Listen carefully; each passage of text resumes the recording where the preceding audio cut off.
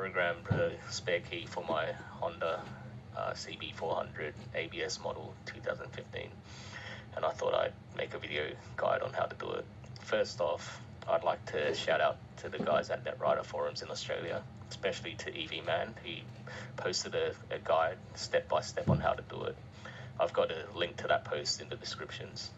I've also got in the descriptions timestamps of what I'm going to be talking about, so you can skip ahead if you already have a cable, or just look at the cable making part if you have a different model bike, and the instructions on how to use the cable might be different for your model.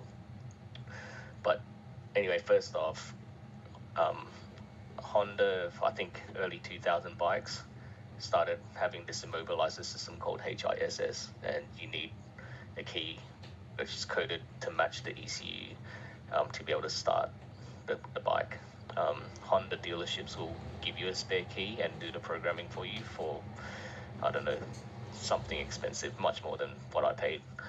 I can only guess it's going to be more than $200 because that's sort of what a locksmith was going to quote me for it. So I went to this locksmith in Sydney, in the west of Sydney. I'm not going to name their company, but yeah, they told me to go get a blank because they didn't stock them.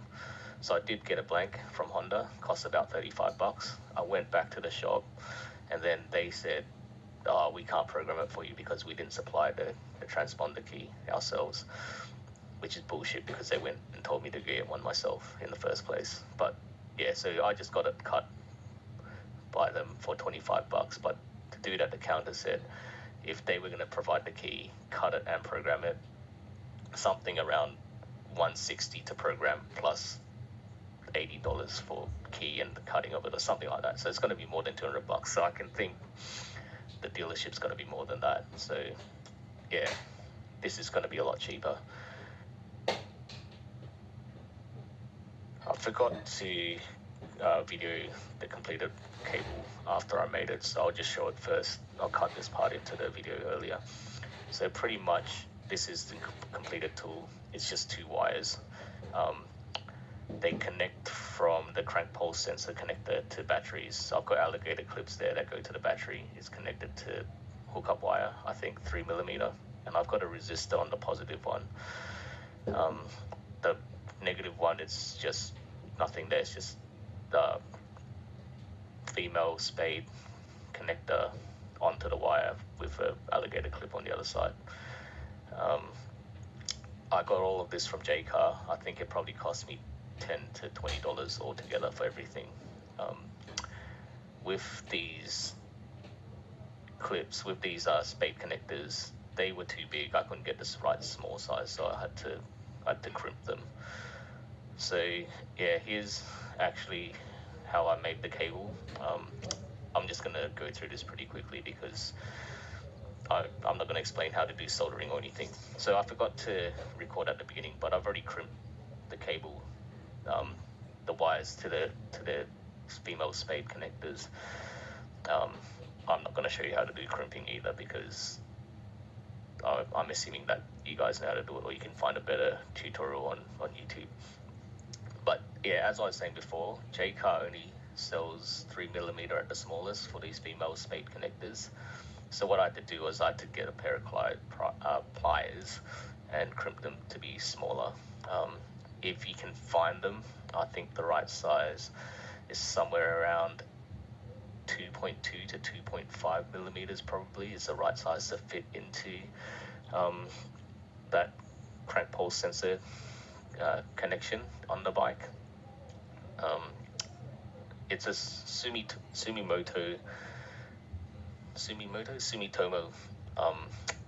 two-way connector, and you can buy the female connector head off eBay, but I couldn't be bothered waiting, so I just used these instead. So yeah, you just crimp them, one on each hookup wire end, and yeah, you're done on that side. I guess the next thing I have to do is put a resistor onto the positive one. It's a 1 watt, 1 ohm resistor. Yeah, I got this from JCar. I think it's like $1 or something. The hookup wires were like 30 cents a meter, and the clips were probably like $3 a pair, and the female spade connectors were something like $3 for 8. But anyway, you gotta solder the resistor onto this red positive wire. I just did it on the side that was closer to the battery connection because I don't know. I just thought it's going to be the side that has nothing in the way. It's going to be the straighter part of the wire. So yeah, you just cut the wire, strip the bits that you want to solder, and then fire up the solder and solder each end of the resistor to each half of the wire, and that's what it looked like. And I did one side really, really well, and one side looked like crap. But let's test it out. So if you got a multimeter, just test the resistor first, so on the inside of the soldering, just to see that it's not broken. So this is a 1 ohm. It should be about 1 ohm resistance, I think. Yeah, so this is reading 1.3. All right, and then you just test on the outside of the soldering just to see whether the soldering was right. And this should be similar. So yeah, 1.3 again, that's good. So yeah, just to be clear what I was trying to do there. So I was just measuring on the inside of the solder, like so right next to the edges of the resistor itself, and then afterwards on the copper, on the cable, on the hookup wire itself. So that's how you tell whether you've done it right. Oh, and by the way, you can see on the left of this video, just then I had the heat shrink wrap. So make sure you put that on before you start soldering, and also make sure it's big enough to fit the resistor. After you've done that, just solder the alligator clips on, and yeah, give it a tug to see that doesn't fall off. So yeah, once I did that, I shrank the heat shrink wrap with my wife's hairdryer. I didn't think this was gonna work, so I just gave it a go anyway, and yeah, you just put it right against it and it's hot enough to shrink it. So while that's going, let's just do some quick maths. So what did I say? The alligator clips were about under $4, and the female connector 8-pack, which I only just used 2, were somewhere around the same price. So let's just say it was $8 for that, 30 cents each for cable, and about $1 or $2 for the resistor. So $11 plus the 35 for the blank key and 25 for cutting. It's about $70. Let's just say $70. That's way cheaper than what the locksmith that dicked me around quoted. Less than half the price, and Honda's probably going to charge even more than that. So that's about shrank.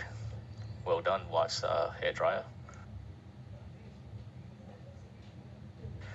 So here's the fun part. So first off, you need to take this left side cover off.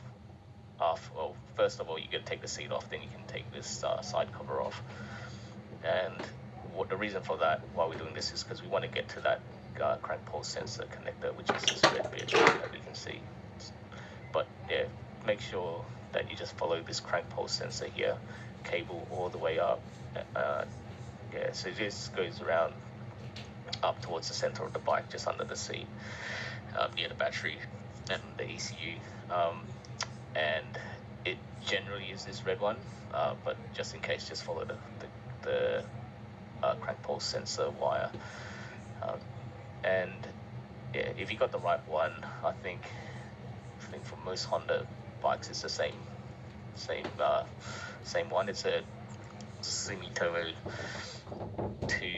two-way, and yeah, you can see that there's 2 pins there that we need to connect to. I'm not exactly sure which side goes to which, so I'm just going to go negative on the left, positive on the right, and we'll see what happens. If it doesn't work, I'll just have to swap them around. So yeah, just plug them in like that. There's a sort of plastic in between that stops them from touching anyway. So it worked for me to just do it this way, I think. Otherwise, you could separate it with some tape. I guess wrap it around some tape on the edges so that they don't touch each other and short circuit. But yeah, anyway, you plug that in, make sure that it's not loose, and yeah, connect the other ends to the battery. So universally, I've done this guide the same as proper standards. So black is generally on the negative or ground, and red is your positive wire. And red is, if you remember, was the one we have the resistor on. So there you go. I'll plug the black in, and now I'm going to plug the positive red on. Just as long as you've got contact, it's enough.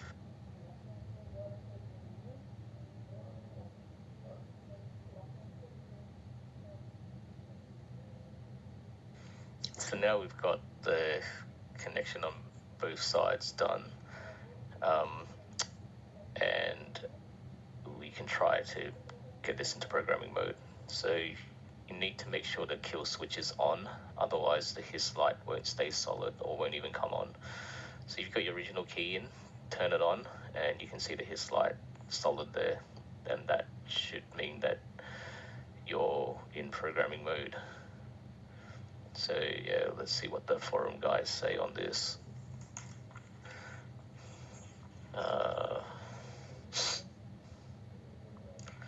So it's a matter of disconnecting the positive end for 5 seconds and then putting it back on.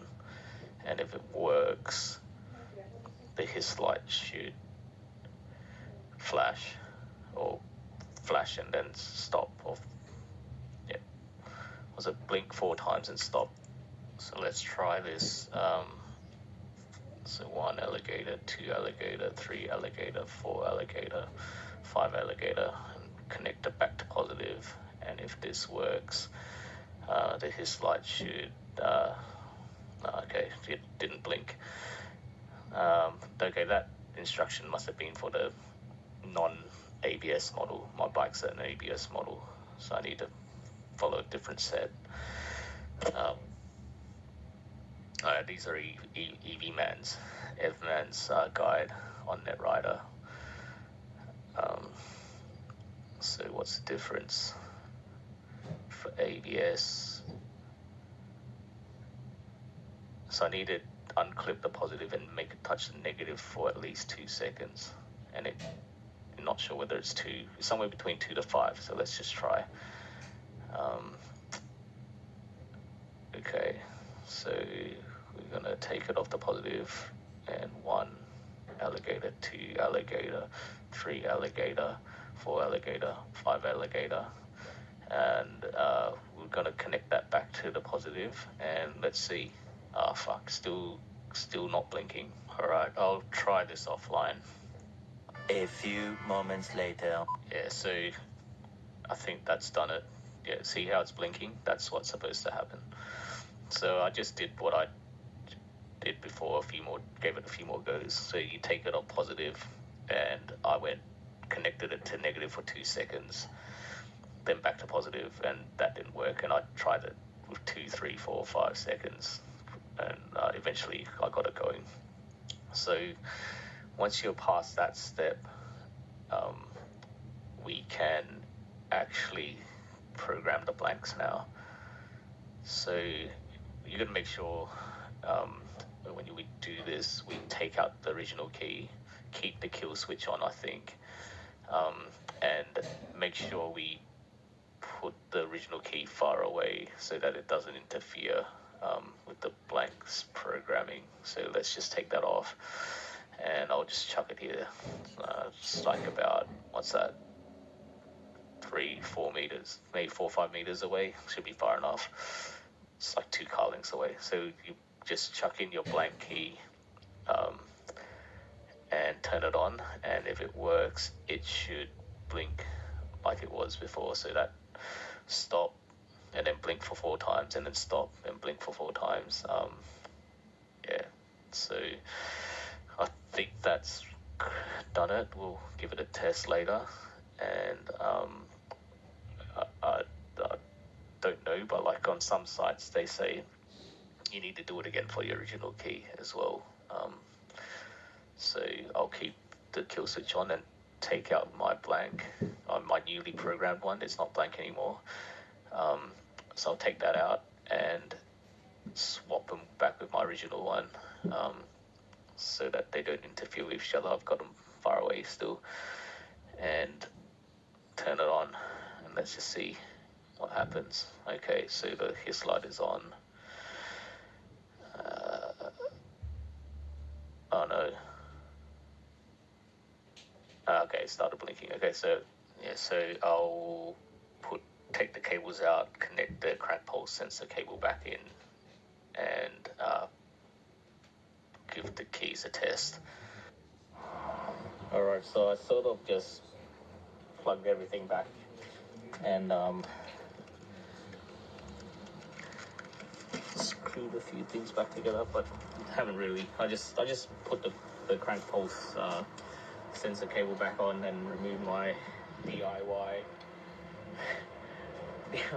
crappy cable that I had to make for this. So here's my original key. My blank, I'm going to move this like miles away so that this doesn't interfere.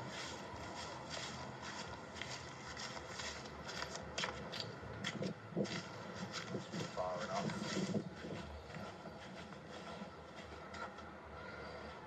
Okay.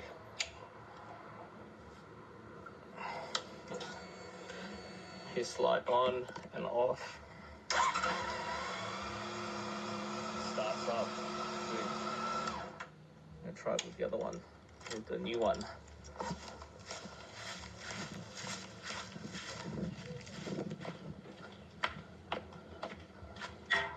I'm going to dump my originals over there. Probably about, what's that?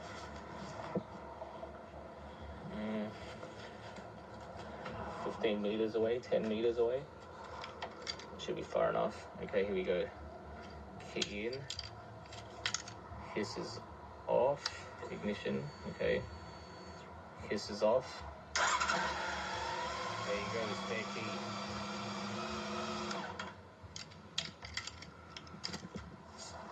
Yeah, well there you go, spare key done.